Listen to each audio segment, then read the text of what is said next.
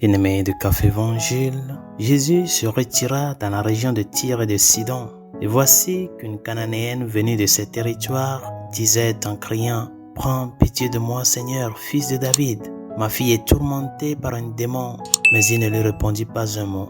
Le district de Tyr et de Sidon, bien chers amis, était un territoire non juif. On disait que les gens qui y vivaient étaient des descendants de Caïn, le fils d'Adam et d'Ève, qui avait tué son frère Abel et avait été banni. Lui et ses descendants se sont installés dans la région de Tyr et Sidon et n'étaient pas héritiers de la foi donnée par Abraham, Moïse et les prophètes, ce qui faisait d'eux des païens.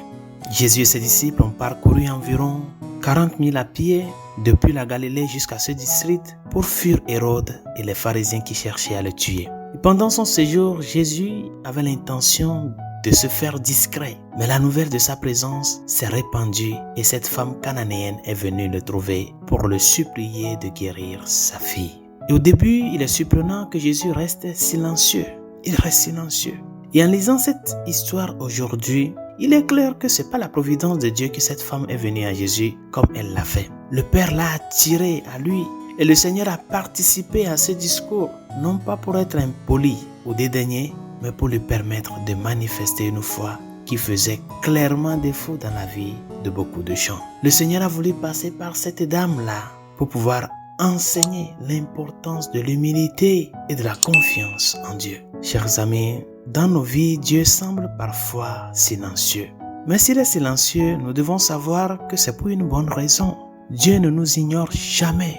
Jamais il ne nous ignore pas. Au contraire, son silence est un moyen de nous rapprocher encore plus de lui que s'il se manifestait immédiatement haut et fort, pour ainsi dire. Le silence de Dieu n'est pas nécessairement un signe de sa défaveur. C'est un autre moyen de son expression. C'est souvent le signe de son action purificatrice qui nous amène à une manifestation beaucoup plus complète de notre foi. Cette dame a obtenu la délivrance de sa fille à travers la persévérance et l'espérance.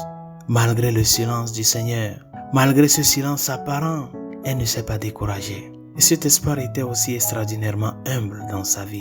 L'objectif du Seigneur, qui était de permettre à cette femme d'approfondir sa foi et de la manifester aux yeux de tous, a été atteint. Et c'est à cela qu'il nous appelle la persévérance et l'espérance.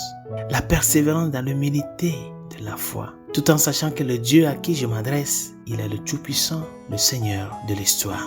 Résolution de ce jour, quand il t'arrive de te poser des questions du pourquoi le Seigneur ne répond pas à tes supplications, premièrement, demande-toi si tu es humble et confiant envers lui.